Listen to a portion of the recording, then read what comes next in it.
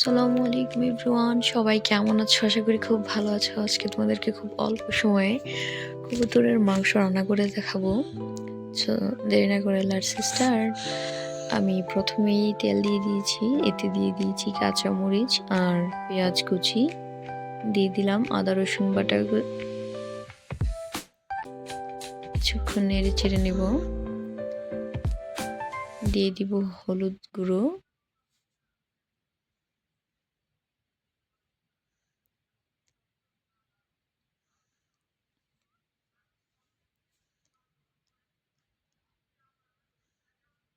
অল্প একটু পানি দিয়ে দিব,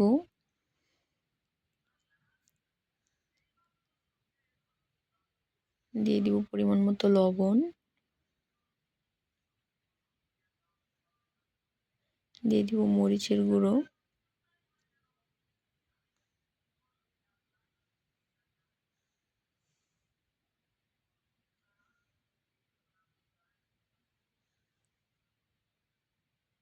দিয়ে দিব গরম মশলা গুঁড়ো,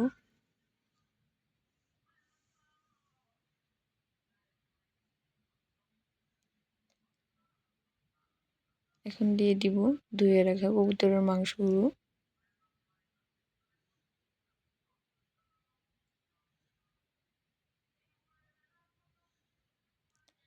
আমাদের দিকে কবুতরের লোচাও বলে, ছোট বাচ্চা যেহেতু।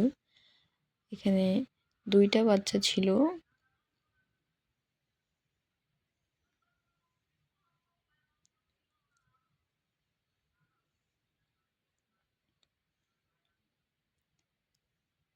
জালটা কমিয়ে দিয়ে আস্তে আস্তে কষিয়ে নিব ভালো করে।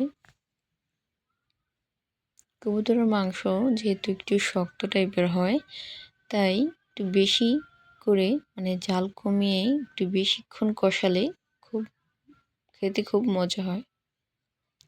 শেষে আমি দিয়ে দিব একটু পানি।